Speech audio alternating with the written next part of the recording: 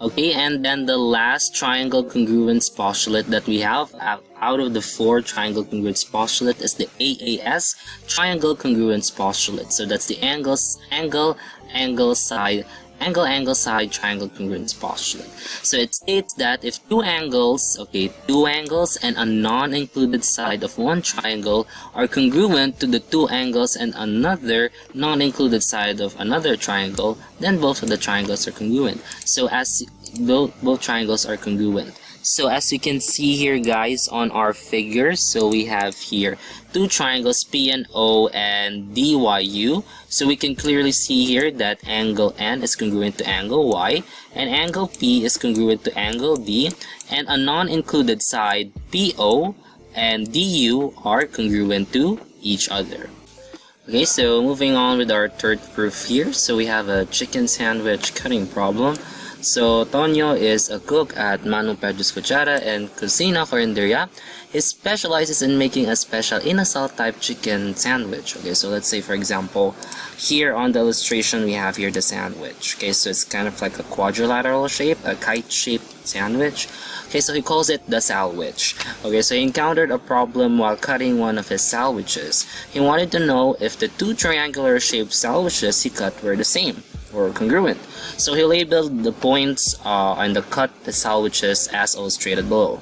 So we have here the sandwich, the entire sandwich, and it's cut in the middle, and it's been labeled into 4 different points. So we have here point P, point N, point O, and point Y. So given that angle N and angle Y are congruent, okay, on the sandwich, and PO, line segment PO, bisects angle YON, okay, so we want to prove that both of the triangles, triangle ONP and triangle OYP, are congruent. Okay, so going right here with our first statement, so we can readily say that, okay, based from the given, that angle N and angle Y are congruent. Okay, so angles N and Y are congruent. So that's a given. Okay, and then, okay, so what do you think will be our second statement here? Okay, so our second statement could be that since angle N and Y are congruent, we need another set of angles that are congruent. Okay, we can also say that PO bisects YON. Okay, so we can state that. Okay, so number 2, line segment PO bisects angle YON. Okay, and from there, this is another given. Okay. Okay, so let's just arrange that. And since PO bisects angle YON, then therefore we created 2 congruent angles. We have here angles NOP and angles YOP. Okay, so we can write that. Okay, number 3, we have angles NOP and YOP are congruent, so they're the same.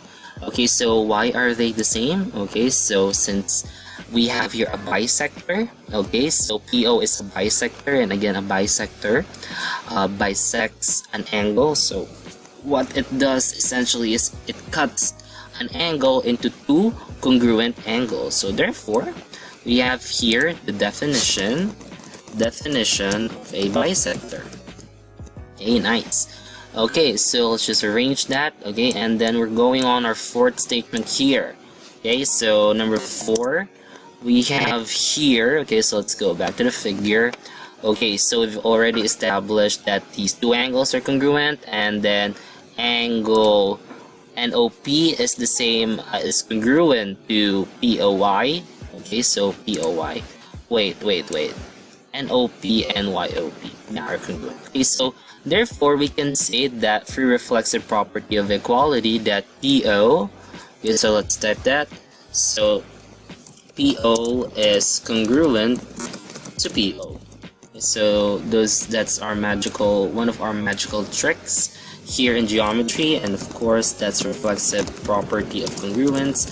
Why magical? Because this is one of the proofs that are the most commonly used, okay, in our two column proofs here in geometry. So reflexive property of congruence, you know, it's one of the most often used properties of congruence. Okay, so we can use that in like establishing that certain side measurements are congruent in a given figure.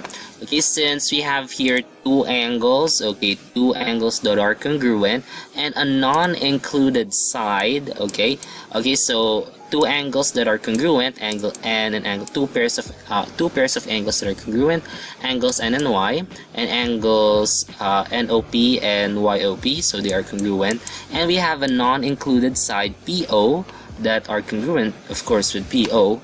Then therefore, through the AAS, or the angle side triangle congruence postulate, we can say that the two triangles are congruent.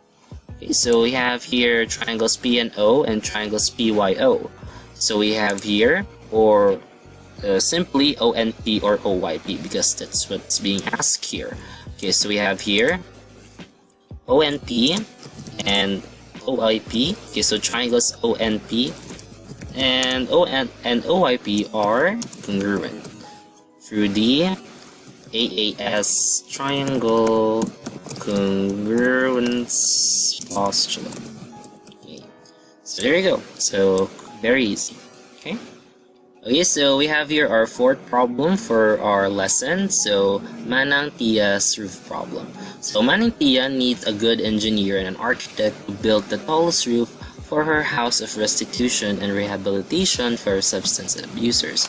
So the two-dimensional flat surface of the roof, or the two-dimensional cross-section of the roof, is shown here on the left, on our left illustration.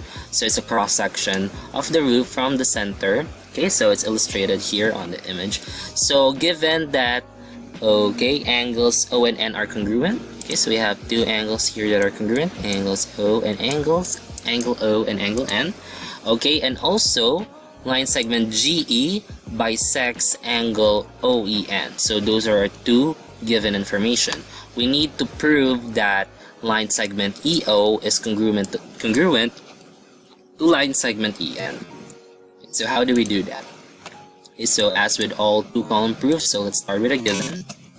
Okay, so our given here, so if we look closely, we have angle O and angle N are congruent. Okay, so let's write that angles. Okay, so let's write that neatly. Okay, angles. Okay, angles O and N are congruent. Okay, and that's a given. Okay, so let's write that. Okay, given. Okay, so what can be our second statement? What do you think, guys? Okay, so let's try to go back to the figure. Okay, and we also have here that GE bisects OEN. So let's write that also, that second given. Okay, so GE bisects angle OEN. Was that OEN? Yes, and that's another given right there. Okay, so our third one is going to have to do with the third statement is connected to the second proof, that to the second statement that we have. Okay, so our third statement could be about the bisecting segment, which is GE. Okay, so since GE bisected OEN, therefore angles OEG and angles NEG are congruent. Okay, so we can write that as our statement here. Okay, so angles OEG and NEG. Okay, so let's just try to make it sure. OEG and NEG are congruent. Okay, so they're the same. Okay, and the reason for that is a definition of a bisector. Okay, so let's write that definition of a bisector. And after that, okay, we can write our fourth statement here. Okay, so we have another. Okay, so let's try to use the AAS. Okay, so I think we're going to have to use the AAS here. So we have your EG, and again, we can use the reflexive property of equality to show that we have here a sides that are congruent. Okay, so we have here, okay, what's that? Okay, so we have your EG. Okay, EG is, okay, let's write that neatly. EG is congruent, okay, congruent to EG. And its reason, or one of the reasons for that, is of course is because of the, okay, it's because of the reflexive property of congruence. Okay, so let's put that here. Okay, so let's transfer this here and transfer this here. Okay, so we have two angles that are congruent. So we have two angles, angle O and angle, and two pairs of angles that are congruent, angle O and angle N, and angle OEG and angle NEG. And of course, we have a side that is congruent, a non-included side that is congruent, so that's line segment EG. And therefore, by using the AAS, or the angle-angle side triangle congruence postulate, we can say that both of these triangles, OEG and NEG, are congruent. Okay, so let's write that. Okay, so we have your triangles, okay? Triangles OEG and NEG are congruent. Okay, so and the reason for that is the AAS triangle congruence postulate. And lastly, okay, since we've established that the two triangles are congruent, using CP-CTC, or the corresponding parts of congruent triangles are congruent. Okay, so using that theorem, we can prove that line segment EO is the same as line segment EN. Okay, so let's just transfer this one to make it look neat. Okay, so number 6. Okay, so this is what we want to prove. So EO is congruent to EN, and the reason for that is CP-CTC, or corresponding parts of congruent triangles are congruent. Therefore, we've proven that line segment EO is congruent to line segment EN. Okay, so now for our enrichment lesson for our topic for module 3 for the second quarter, we have enrichment, Hinge theorem. So this topic is about inequalities of triangles.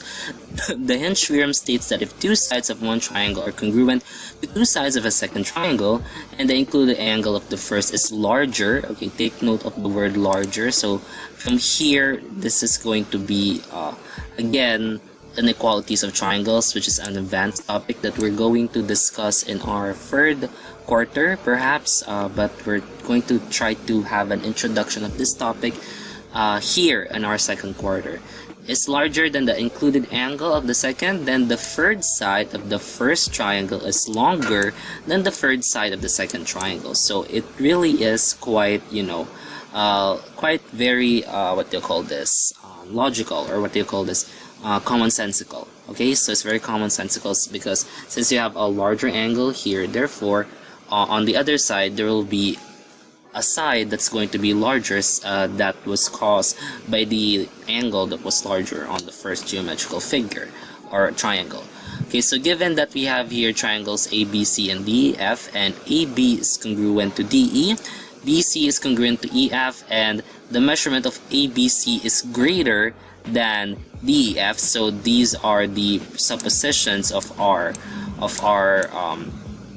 theorem right here. We want to prove that AC is greater than DF.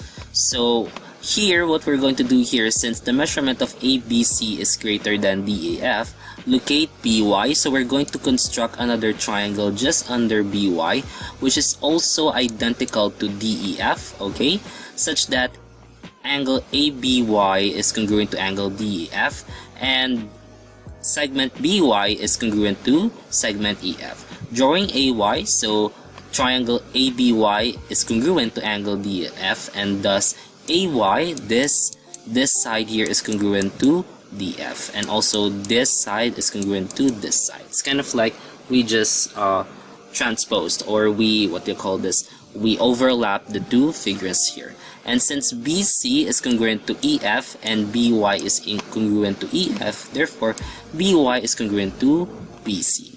Okay, so that's transitive property of equality right there. And let's not forget this one. AY, line segment AY is congruent to DF. Now let point Z, so we're going to construct again another point here in another figure. Let point C be on AC such that segment BC bisects angle YBC. So angle YBC. So it's a bisector of this angle. So therefore, drawing segment ZY, we have angle BZY. Okay, BZY is congruent to BZC. Okay, so that's because there's a bisector here, which is line segment BZ. Thus, segment ZY is congruent to ZC, or they are equal. Okay, so in triangle AZY, AZ plus ZY is greater than AY, so that's triangle inequality theorem. AZ plus ZZ is greater than AY, so substitution property of equality, so we substituted that. Okay, so because ZY and ZE are equal, and AZ plus ZC is equal to AC, so AZ plus ZZ is equal to AC. So that's the definition of betweenness. If we have two segments that we add together, we get the line segment total. And therefore, by using the substitution property of equality, since AZ plus ZZ is equal to AC, then therefore AC is greater than AY, and therefore AC is greater than DF, since those two are the same, AY and DF.